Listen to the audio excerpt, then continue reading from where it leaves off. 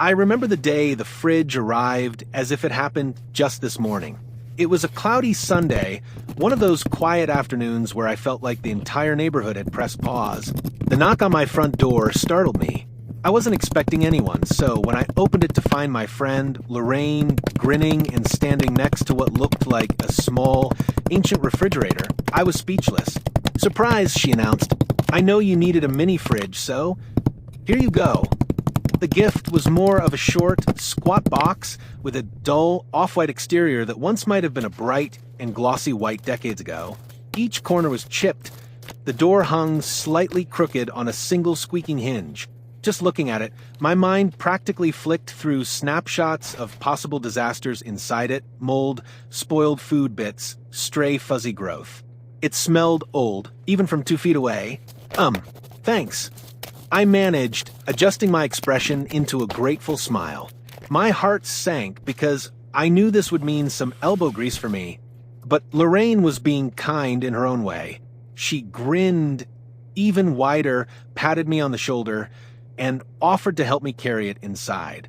At least it wasn't very big, so the two of us only had to drag it a few feet to the side until I thought it wouldn't scar my hardwood floor.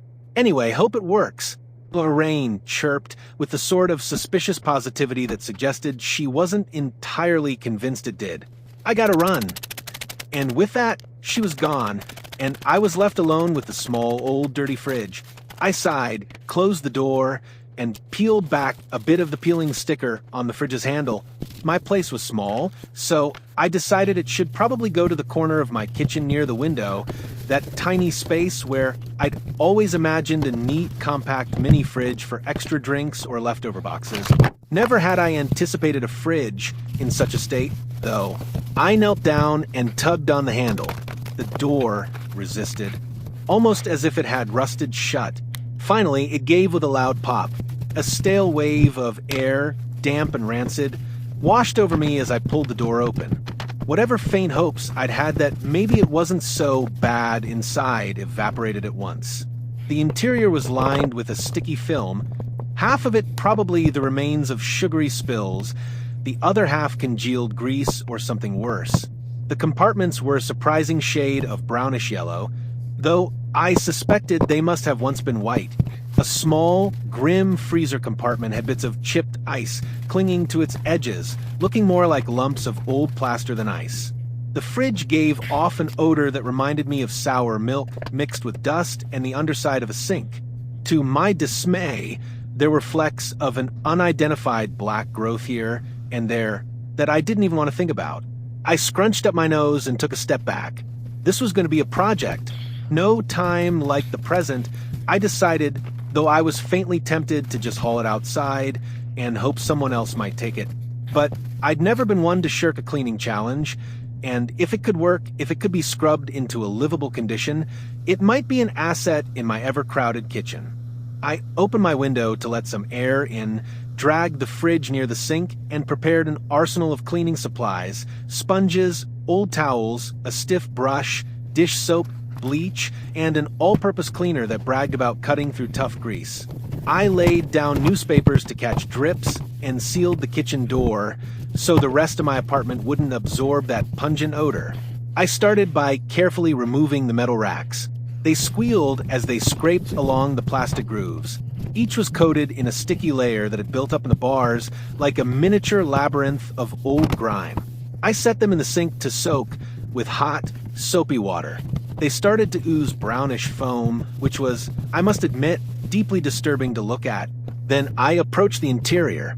I slipped on a pair of rubber gloves and took a deep breath, as if I were about to plunge into a horrifying realm of the unknown. The cloth I pressed against the fridge's inner walls came away, nearly black.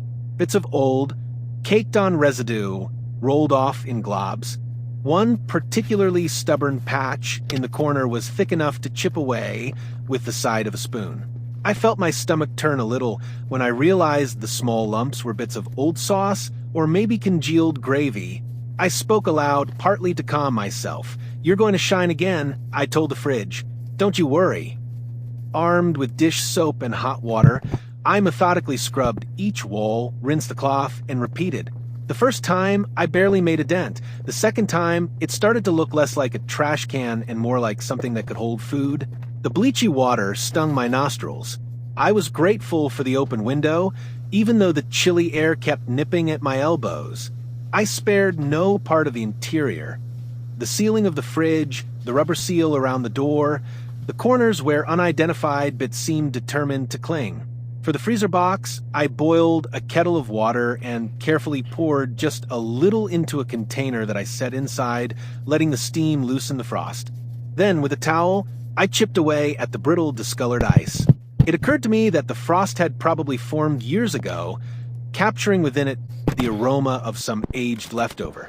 A mini time capsule, if you will, of questionable substances. Every time I started to feel overwhelmed, I took a step back, looked around, and said, "Okay, one more inch, one more scrub." Bit by bit, my cloth no longer turned black.